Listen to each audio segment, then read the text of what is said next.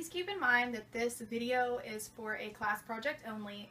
It is in no way actually associated with the Smithsonian or any likenesses of the Smithsonian. It's just for a class project. So I hope you guys enjoy.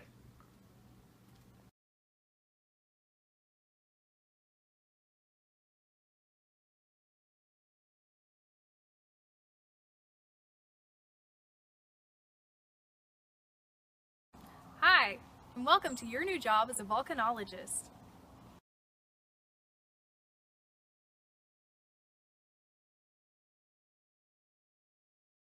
During this training video, we will go over a couple important topics such as the history of the company, the Smithsonian Environmental Research Center, the overview of what is a volcanologist and exactly what they do.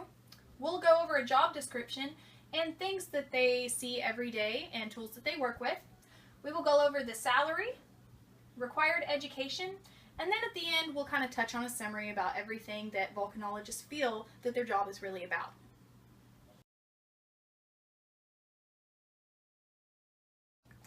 In this section, we're going to talk about the history of the Smithsonian Institute. The Smithsonian was officially founded on July 1st, 1836, when it was adopted by the U.S. Congress. This actually happened 6 years after the founder, James Smithson, passed away. Smithson was the founder and the funder of the Smithsonian Institute. He was the one that actually funded it and tried to get it up and running, even though it really didn't happen until 6 years after he passed away. It wasn't nationally recognized as an actual institute. The Smithsonian is now the world's largest museum and research complex, including 19 museums, a national zoo, and 9 research facilities.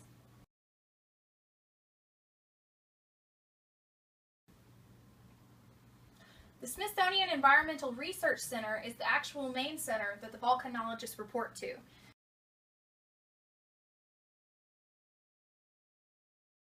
This center is located at 647 Conte's Wharf Road in Edgewater, Maryland, and can also be visited as one of the facilities to the public. This center provides free self-guided walking trails and free weekly lecture series to the general public.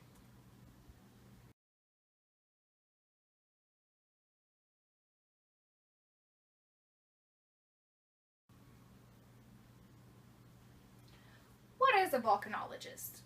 The volcanologist's main duty is to monitor the activities of active volcanoes. They do this through actually monitoring surrounding activities such as earthquakes. Volcanologists use a variety of tools such as seismographs, GPS devices, satellites, infrared cameras, webcams, sampling tools and kits, computers, and more. So your familiarity with these tools needs to be up to standards. You need to know how to use these tools, know how to use them well. Otherwise, you're not going to do very well at your job.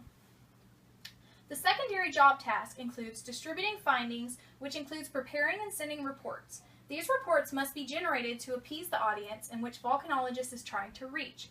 A general understanding of technical business writing is required on the volcanologist's part.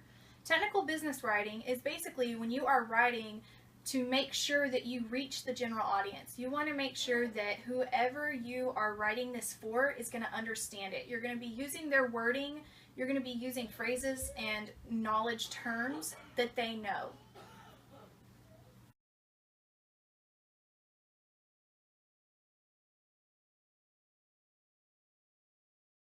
Safety is a huge part of being a volcanologist.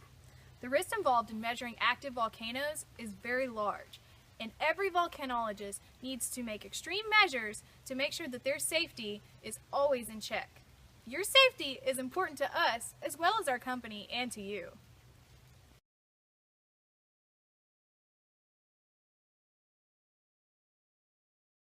Volcanologists perform on more than just land. Underwater research may be provided as well. It is important for a volcanologist to take safety measures for all types of terrains and temperatures.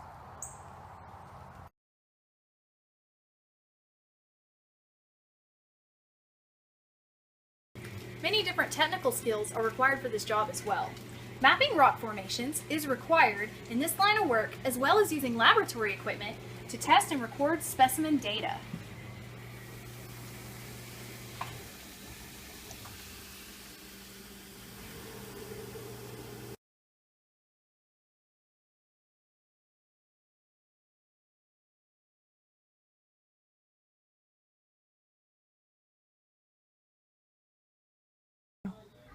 Now, the one question most of you are thinking is, what does a volcanologist make annually? In this section, we're going to talk about different salaries of different volcanologists.